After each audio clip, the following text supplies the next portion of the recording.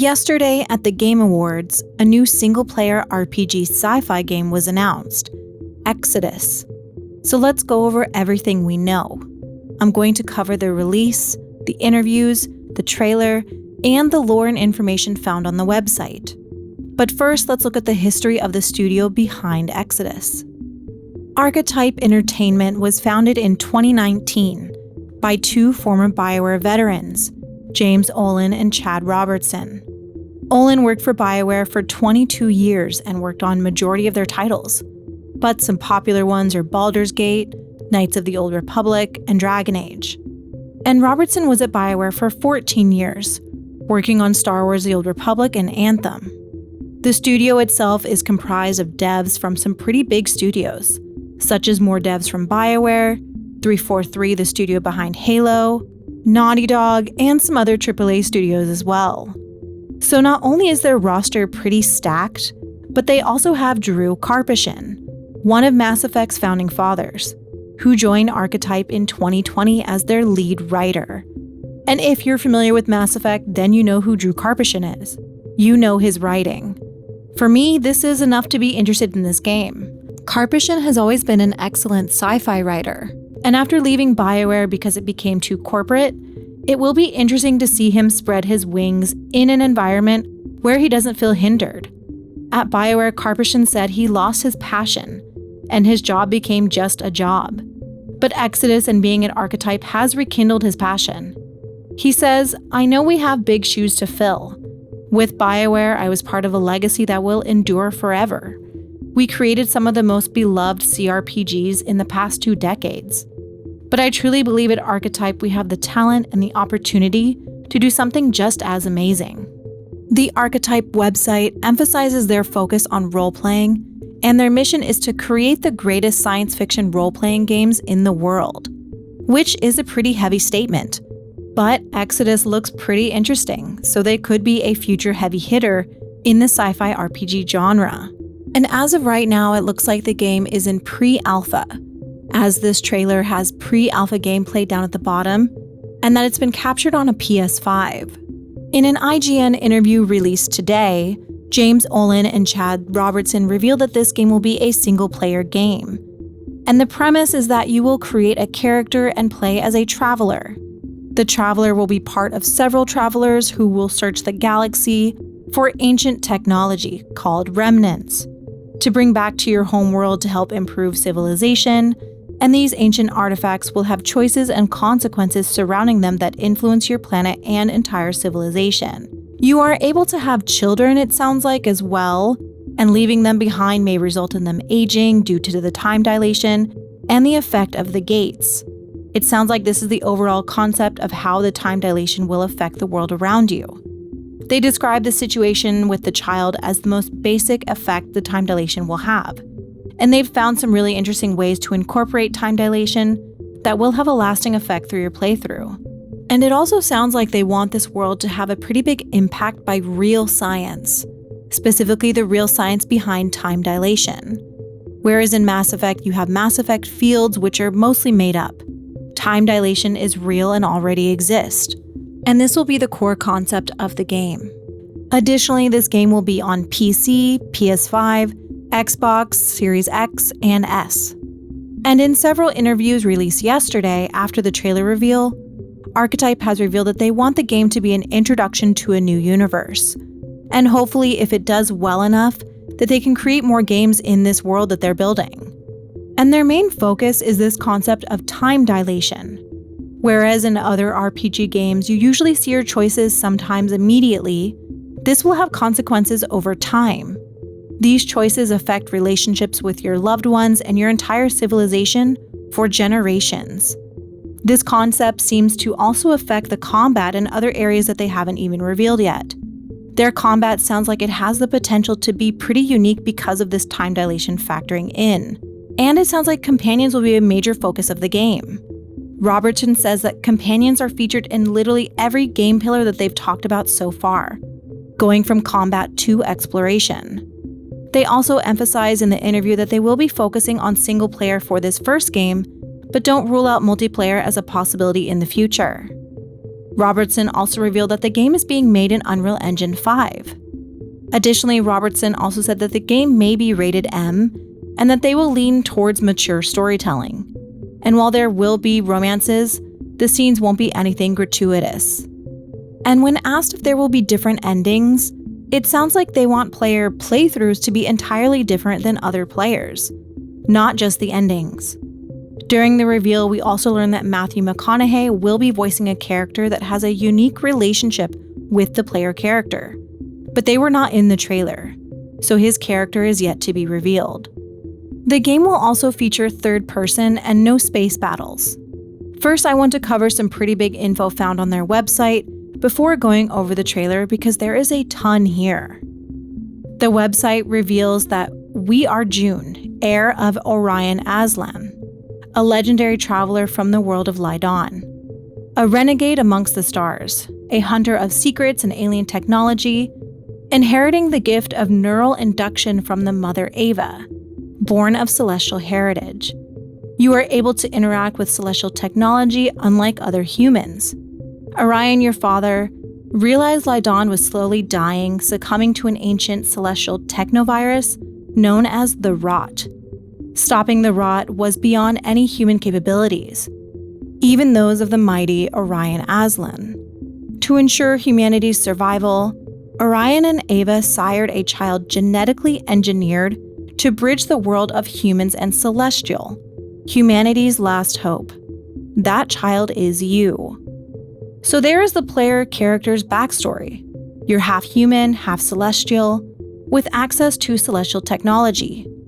In this story, you become a traveler, and the traveler's creed is, we sail on the edge of light speed, where time moves differently. As each day goes by, years pass for those we leave behind. Our service, our sacrifice, discover worlds, seeds hope, breaks empires. We are the travelers. Additionally, alongside the player character's backstory and title, we can also meet our companions. The intro to the companions says you are not alone.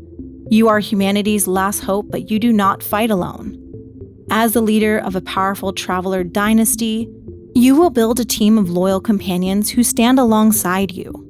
These steadfast allies are your companions, soldiers and scientists, assassins and inventors, changelings and awakens. We learn what awakens are, and I'll go over that in a little bit, but we don't know what changelings are yet.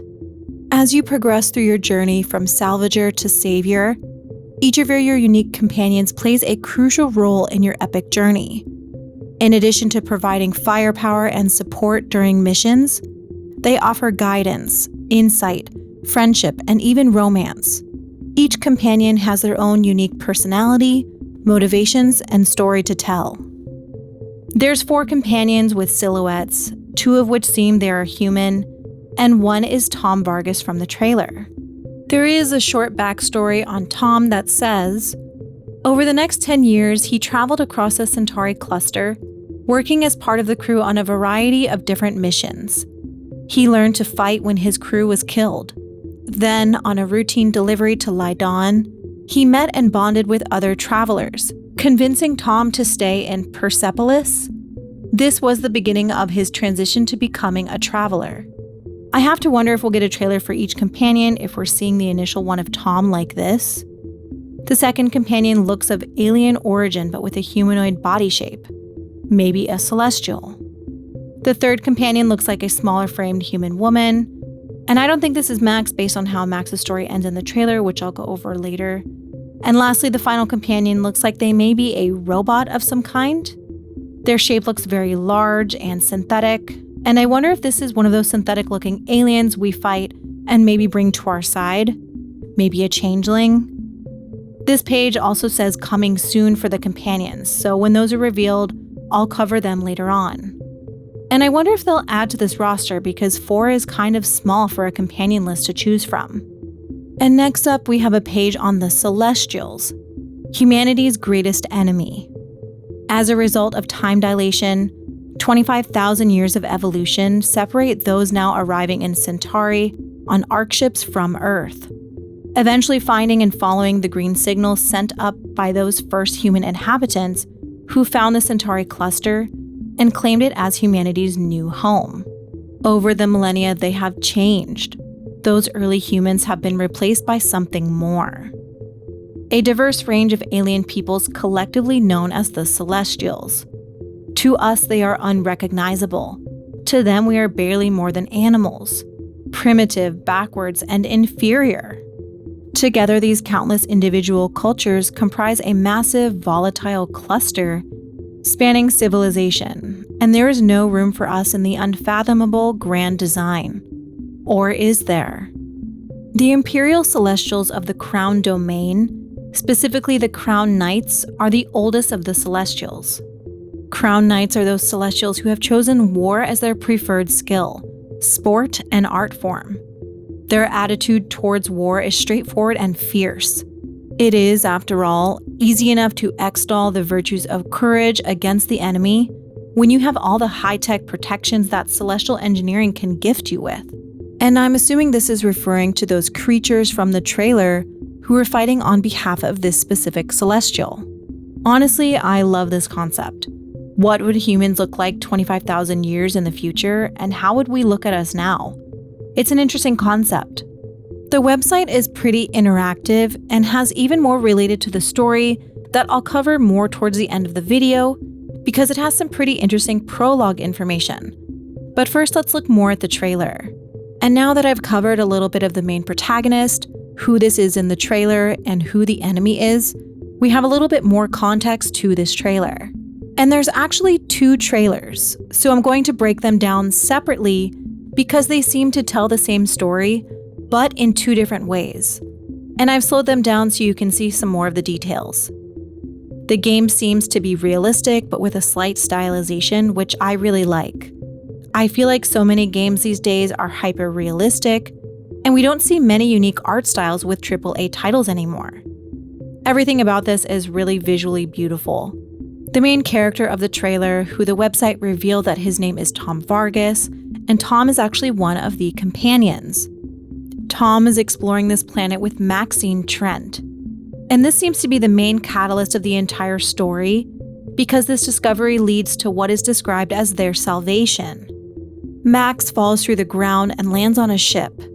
After crashing through this, we see the next scene of a Celestial and their bodyguard, which looks like to be some kind of synthetic-looking machine. We then see the 2 about to approach this artifact, but then are ambushed by these synthetic-looking enemies, and Tom is saved, and the next shot is of this celestial alien starship. And I love this sleek and angry, threatening kind of aesthetic of this ship. Tom's narration of this event reveals that the Celestials were hunting them and wouldn't stop. So he sacrifices himself to save Max. We see Tom fighting to escape, and we can see the area around the gate, and he eventually does make it through. He then travels through the gates and says that he knew of the consequences of using the gates, and that when you travel at light speed, time slows to a crawl. While days passed for him, an entire lifetime had passed for Max. And yes, the way that this time gate works does remind me of a Mass Effect relay. We then see him watching a clip of his final moments with Max, and then he talks about how travelers made sacrifices, just like his sacrifice here with Max. Tom will probably have some kind of tragic backstory and will still be struggling with his loss of Max. I also think this actress looks familiar, but I can't really pinpoint who it is. But it does look like they're using mocap for the facial animations because these are pretty detailed. We also see this really gorgeous planet-side shot, and then we finally see Maxine's ship making its getaway. And we see this final shot of this very pretty city skyline, and Tom saying, "We are travelers." Next, we see some actual gameplay and some in-game content. And honestly, I think this looks very cool. It looks like not only is there hostile alien interactions, but hostile human interactions. And the guns here look like they shoot energy beams or lasers and not standard bullets. We also see this extremely weird sphere, which looks like a door to somewhere or some time. And it also looks like we see light, medium, and heavy armor possibly, and some additional alien interactions, as well as some extremely cool melee combat. And yes, it reminds me of Biotics. No, Mass Effect doesn't have any type of monopoly on space concepts and ideas, but the way it looks like it incorporates energy into the combat here does remind me of Mass Effect, and I love that. I don't really like shooter games despite being addicted to Overwatch, so I love to see other sci-fi games incorporating additional elements into its combat instead of just first-person shooter, guns, and bullets. Also, after seeing this in slow motion, this doesn't look like Tom in the trailer, so I'm assuming this might be our player character. The next shot has him touching this bundle of moving particles and incorporating it into his next attack, which I'm assuming is related to the celestial technology we're going to have access to because of our celestial heritage. Really cool visuals. And I mentioned that there were 2 trailers released yesterday. The longer clip is titled Become the Traveler. The trailer seems to switch between 2 timelines, retelling the story in the first trailer. We see the same woman from the first trailer, and her name is Maxine Trent, which is shown on her arm patch. She sacrificed everything to save her planet and has been immortalized in this gold statue. The man, some kind of historian or tour guide, recounts the tale of her story. We again see Max and Tom doing their research work on this planet and finding this ship. But in this new version, the ship is now in some kind of museum, which is explained to be their salvation. Max used this ship to explore the galaxy, which gave her the name Traveler, and she was on the hunt for a celestial treasure, most likely a remnant. So it really does seem like this entire scene right here is the catalyst to everything going on with the Travelers. After this, Max had access to this ship, which is what gave her the technology to be able to travel and become a traveler. And here, once they've gained access to the ship, we see them use it to travel through the gates. We see Tom and Max reaching out to grab this glowing orb, which Max calls a data structure. I wonder if this is one of the remnants they referred to. And it looks like touching it activates the room and all the lights and these creatures. Which, yes, this does remind me of the concept of Mass Effect Andromeda and their remnants and the remnant technology. Then we see some synthetic-looking hostile aliens come and attack the 2, and these look a little bit different than the ones we see with the Celestial from the first trailer. Max throws some kind of homing bomb that saves Tom. The next shot shows the telling of the story again, and has this very distinct figure in a cloak behind the tour. It's pretty obvious this is Tom looking at Max's life immortalized in this museum. She lived an entire life and changed their world. And the tour guide then refers to everyone listening to the tale as her descendants. We see shots from the original trailer of when Tom saved Max, and then the next scene points to her ship and what looks like an older version of Max on the wall. Tom then walks up to it, the same age as the picture, and then recants his own story of the events, which brings him to the replay of her, where he says they never got to say goodbye. So he watches her in those final moments. She was always charging headfirst into the darkness. I was always one step behind, looking for the light switch. The Celestials hunted us down. I knew they'd keep chasing us until they ripped our ship apart. Come on! And I had to save her.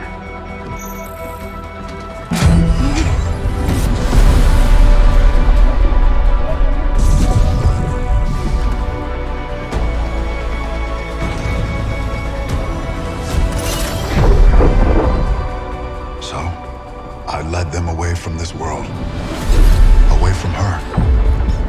We both knew the cost of using the gates. When you travel at light speed, time slows to a crawl. It was only days for me, but an entire lifetime passed for her. And in the chaos of those final moments, we never said goodbye.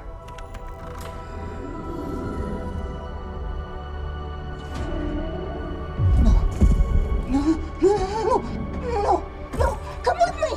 Wait! Please! Tom!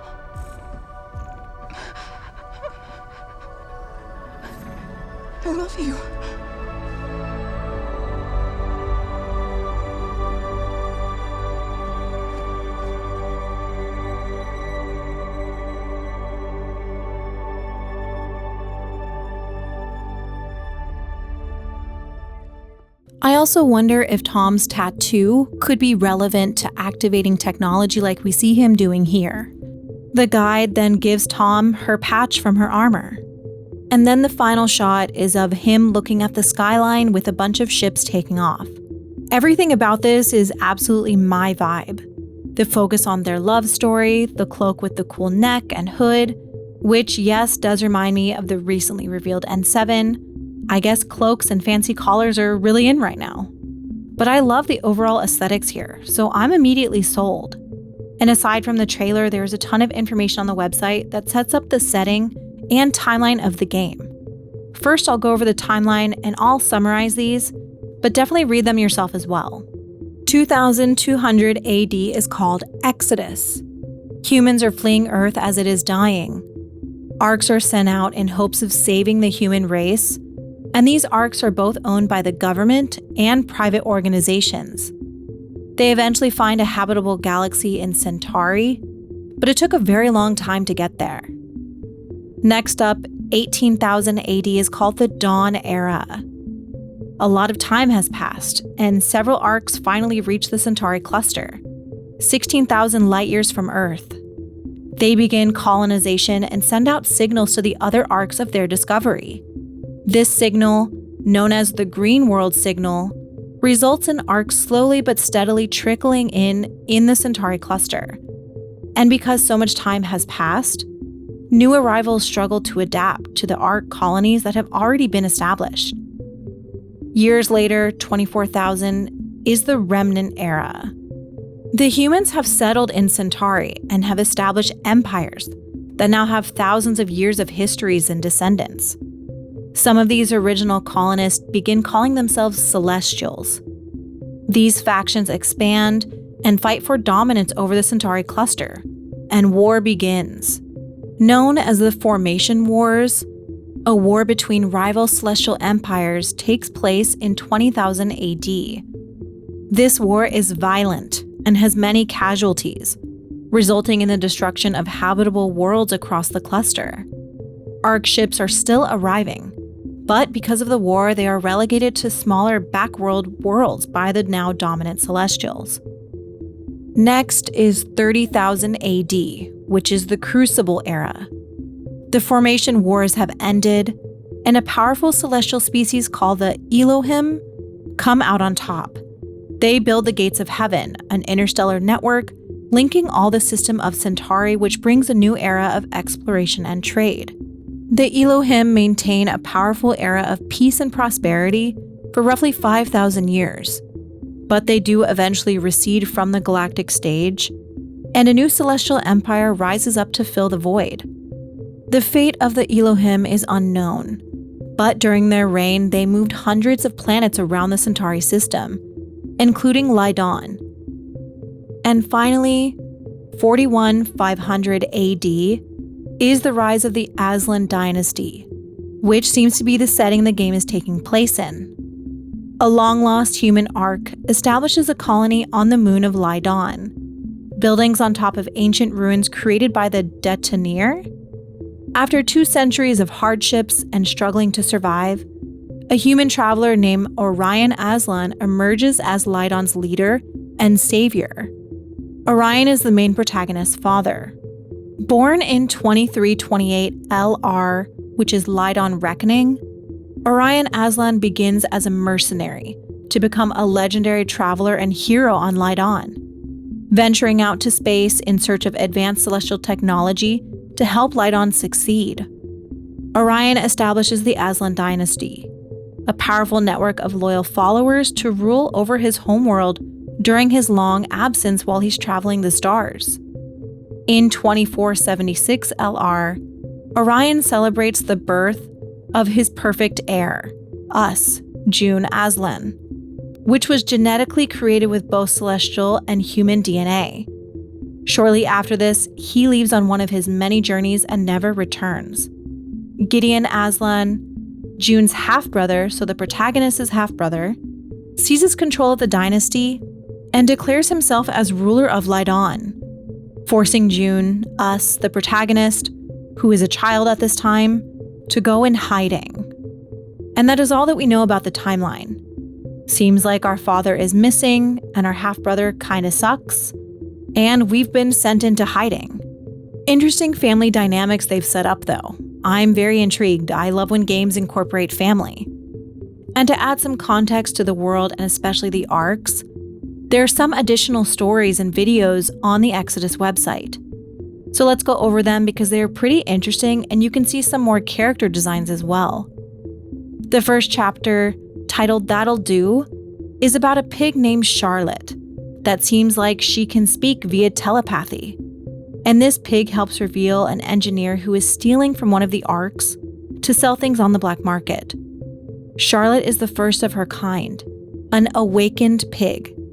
She has an extremely hard bite, can move fast, and can speak to humans with a data link. I hope Charlotte is a companion or some kind of ship member. The second chapter, titled Inheritance, is about Edith, who is trying to reconnect with her daughter. The video shows their data logs and some sketchy information about the arcs as well. The end of the video shows Edith getting some bad test results, and the short story has her telling her daughter Lena to go on the arc. I wonder if this is setting up a future companion.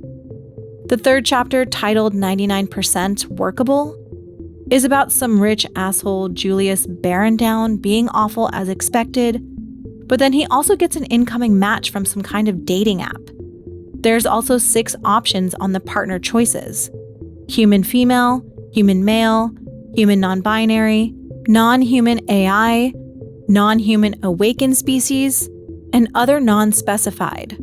This is giving me a little bit of cyberpunk vibes here, and you can see some character designs in this little clip as well. Seems like this is how someone gets onto the arc though, potentially another companion or someone we meet. The fourth and final chapter is titled Spares, and shows a woman, Elenine, in a cryopod. She was a published poet who was selected to be on the arc, and it shows her being woken up. And it seems she may be a spare. The story itself was about a woman named Kendall whose pancreas needs replacing, and they're looking to get a pancreas from the woman in the cryopod. I think what we're actually seeing here is the perspective of Kendall looking at Elenine. All of these short stories are in the prologue portion of the website, meaning they will be stories that will probably connect to the game and stories we will uncover. Not to mention that these are setting up a lot of what this world looks like amongst these arcs. People are being used as spare parts. Billionaires not giving a shit about having adequate resources for the people on the arcs, and stealing in black markets. Some dark stuff alongside a pretty beautiful talking pig. So that's everything that we know from the interview and everything we know about the game's story and setting so far. I love that the beginning possible prologue and story intro looks like it focuses on the romance of Tom and Max. And since he's a companion, I wonder if this means he won't be romanceable. I also wonder how much this will play into the game. I'm excited that this game will have a prominent focus on companions. It even says to choose them wisely, which is suspicious. I wonder if there will be possible betrayals. Also, make sure you go to their website and sign up for their referral program. You get the cool jacket from the trailer when the game releases, and if you become a founder, you get this additional suit. No, I wasn't paid to do this. I just like free stuff and would like to see more good sci-fi games in the gaming sphere. And you can ask the team questions right now on their website. Looks like they'll be answering questions in the coming weeks on their Twitter. There's also some additional concept art up on their website, specifically 22 pieces of amazing artwork. And there's even more detailed info on their website that I didn't completely cover, so I'll link everything below if you want to watch their interviews and read everything for yourself. Make sure to look at the site, there's some really good stuff in here. So when is Exodus releasing? Well, the Refer a Friend bonus looks like it's going until December of 2024, so I don't expect this game next year. Maybe a 2025 release? We're seeing another game preview launching earlier as most games do nowadays. But the trailer seems to show quite a bit in-game, so I'm surprised it isn't launching relatively soon. But that's fine, it'll be ready when it's ready. I'm guessing early 2025. But this game will definitely be releasing before Mass Effect 5, and while there are many Mass Effect fans frothing at the mouth for the next game, this could be a perfect game to kind of fill that sci-fi void. I also just want to point out now that we have essentially the core Mass Effect founding fathers all departing bioware to work on their own sci-fi games. Casey Hudson left and made Humanoid Origin Studio.